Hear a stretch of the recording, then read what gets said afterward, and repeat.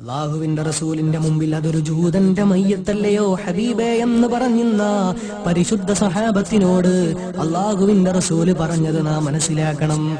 ഞാൻ ആ ശവമഞ്ചത്തിനകത്ത് ദർശിച്ചതൊരു മനുഷ്യനെയാണ്. ഞാൻ ആ ശവമഞ്ചത്തിനകത്ത് കണ്ടതൊരു മനുഷ്യന്റെ മുഖമാണ്. ഒരു ജൂതനെ അല്ല ഞാൻ കണ്ടത്. ജൂതൻ എന്ന പദപ്രയോഗത്തിൽ നിന്ന് മനുഷ്യനെന്ന് പറയുന്ന ഉദാത്തവൽക്കരണത്തിന്റെ സിദ്ധാന്തത്തിന്റെ സോപാനത്തിലേക്ക് ഉദ്ധാനം പകർന്നിട്ട് പരിശുദ്ധ സഹാബത്തിനെ കൊണ്ടുപോകാൻ മാനവികതയുടെ വിപ്ലവകാരിയെ പോലെ, മാനുഷികതയുടെ മഹാചാര്യനെ പോലെ, സഹിഷ്ണുതയുടെ ചമൽക്കാരദായകമായ ദർശനങ്ങളുടെ ഉപജ്ഞാതാവിനെ പോലെ വമാ അർസൽനാക ഇല്ലാ റഹ്മത്തൽ ലിൽ ആലമീൻ പരിശുദ്ധ മുഹമ്മദ് മുസ്തഫ